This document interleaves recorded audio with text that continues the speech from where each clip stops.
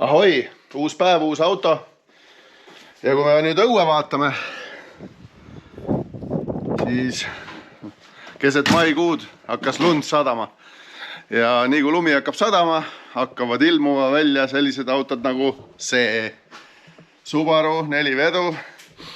Äkki tuleb lumi maha, saab veel järvelgi käia, sest mine tea, mis see kliima siin teeb. Ma praegu vaatan, oi, seda lund tuleb ikka päris kõvasti. Nii et tegemist on siis Subaru Impreza STI 2011 aasta mudeliga. Üks välismaa mees tuli ja ütles, et siit tuvastati, et siin on natuke suurem turbo pandud. Siin kaameraga vaadates vist on ka mingi seppis sisu. Ja mina tuvastasin tuning failist ka väiksed modifikatsioonid, nii et keegi on siin kallal juba käinud. Aga nüüd on vaja siis natukene modifitseerida. Mitte modifitseerida, vaid kõigepealt on vaja monitoorida, et mis ta siis teeb. Mis teeb siis kütusesegu, sest ma vaatasin juba siin oli päris hea, minu käekirja oli juba külge pandud, oli Knocki Advance'i tabelid olid nulli tõmmatud, mis on väga hea. Aga seal on veel palju asju, mis oleks vaja veel teha, nii et mina alustan tööga ja vaatame, mis numbreid ta meil näitas ja mis siit siis välja võlub. Igal juhul eesmärk oli safe tänavaauto, mitte võidusõiduks mõeldud püss, nii et hakkame pihta.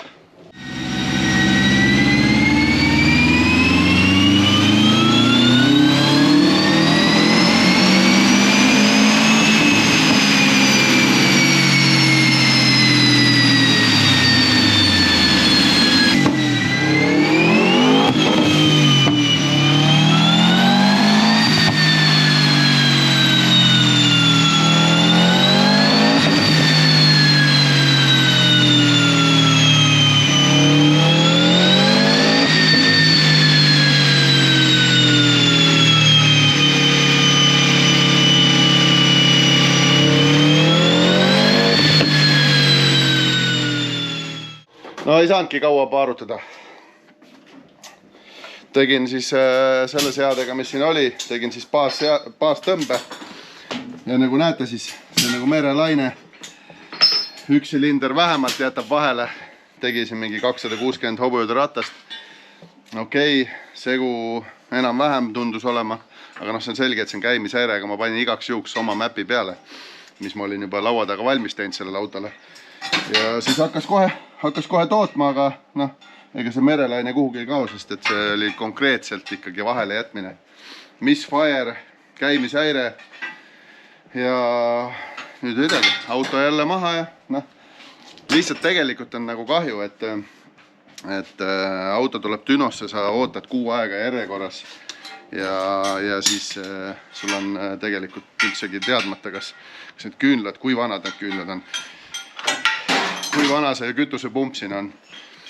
Igasugused muud asjad ja nüüd me ilmselt peamegi selle reegli siis tegema, et iga auto, mis meile Dünosse pannakse, millel on rauda muudetud, mille ajalugu täpselt ei tea, siis tuleb alati teha sinna tehniline kontroll. Kontrollida ära küünlad, vahetada vajadusel bensupump üle, kontrollida tootlikkus asjad.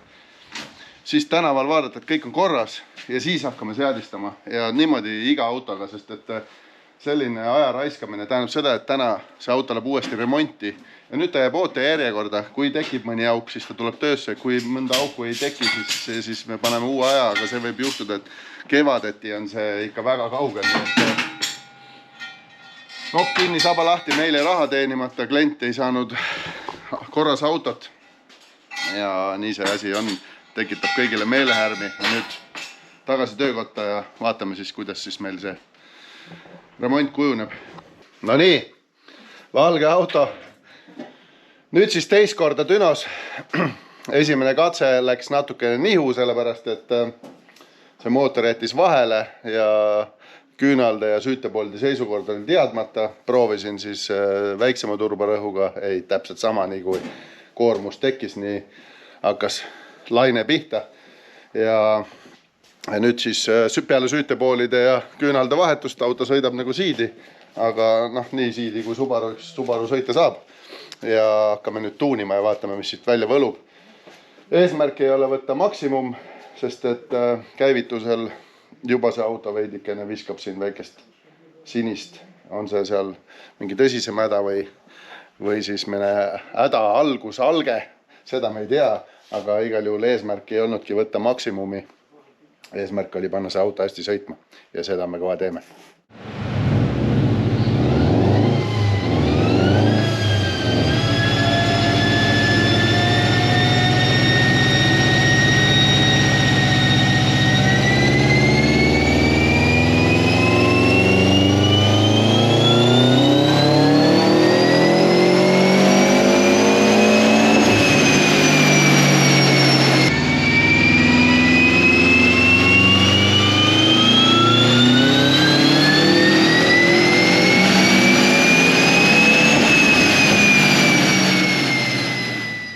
No nii, paarutasime õnneks tervet päeva siin ära ei kulunud, sest üsna sama rauaga on tehtud siin lähiajal ikka päris palju neid Subaruid ja nüüd siis selle autoga võtsime asjad niimoodi kokku, et kuna ajalugu on teadmata, siis minu diagnoosi järgi on siin väga suur turbo.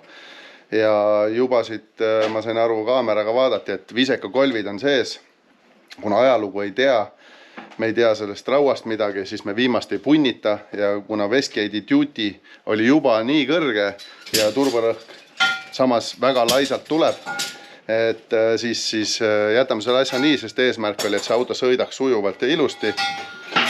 Kui omanik soovib, siis saame selle raua upgrade ida, üle vaadata ja võtta siit ka natuke rohkem, aga vaatame siis, mis siis ennem oli. Ennem oli meil 285 hobujõudu ja 386 newtonmeetrit. Nagu ma ütlesin, ta ei käinud, ei töötanud. Tuli ka muidugi laisalt ja siis hakkas misfire, et noh, siit ei oleks nii palju tulnud. Ja nüüd on siis 363 hobujõudu ja 500 newtonmeetrit mootorist on siis, on konverditud mootoris. Ja kui me mõõtsime, siis oli siin 340 oli siis rattast. Et 20 hobujõudu tegelikult läks ainult rattasse kaduma. Ja ma arvan, et nüüd tuleb tänaval ära testida.